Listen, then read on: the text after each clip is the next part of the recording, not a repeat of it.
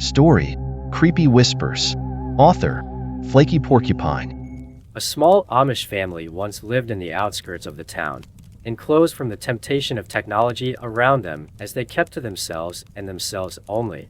Knowing the pages and inscriptions of the Bible, having the ability to recite almost every passage by memory, they thought that the world outside was being misled by material possessions. Composed of a loving husband and wife, along with a son and daughter, they read citations aloud in a sitting circle, believing that something existed out there that was watching over them. The children, since their birth, have claimed to have seen a figure walk about the house as well as an occasional, softly spoken voice whispering to them from time to time. On one spring evening when the idol could not have been any less than perfect, a bright and blinding light had formed outside in their small flower garden. Having watched this through their window, the family went outside to watch in awe. Two white, bird-like wings shaped themselves into being from the figure's back, as it started to take on a more feminine body, crossing her arms as she looked about. The group dropped to their knees in blind worship, tears starting to drop down their cheeks from the very thought that such a divine figure is known to exist. "Sweet angels die, look upon me." The apparition's voice was firm, yet gentle all the same, beautiful and harmonious as well as being soothing to the ears. "You have been faithful to the Omnipotent. I come to grant you a challenge of life. It is time to show your true worth to the Lord. A paradise waits for the few undoubting to measure up and prove them self-abiding and fulfill the needs of Dominus." With that, she vanished from thin air, leaving the mortals awestruck and enlightened. Day by day, night by night, they took it upon themselves, praying to the makeshift altar they had constructed together in their humble store. The apparition had spoken promises of hope and devotion, bringing light to the dark world around them. The family was sure that their prayers would be answered, for why would she ever lie? It was one day when the father walked into the candlelit room, alone, that something had happened. The black-leathered Bible began to flip pages by itself in a rather frenzied manner, jumping about to different passages.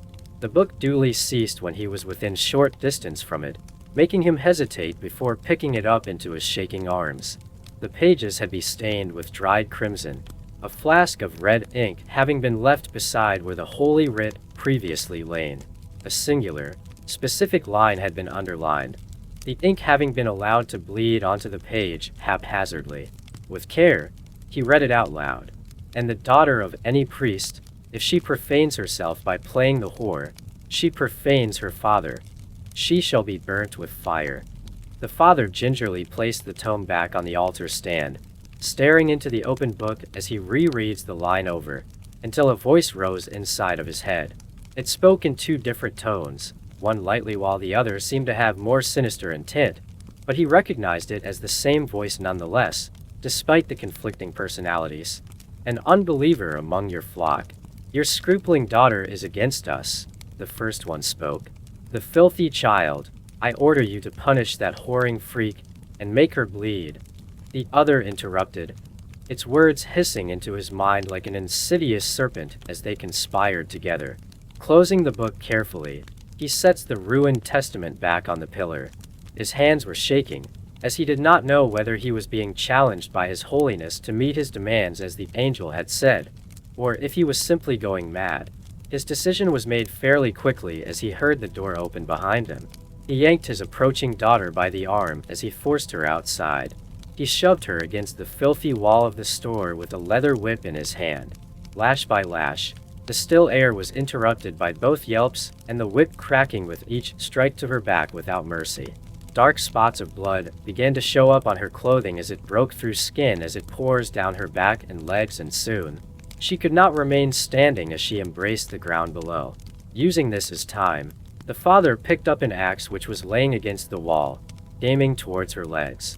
"Just do it," the voices commanded in unison. With the axe, he cut up his little girl.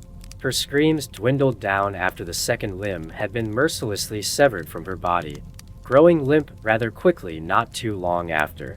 Driven mad, he continued to mutilate the dismembered body before he heard screaming and sobbing directly behind him.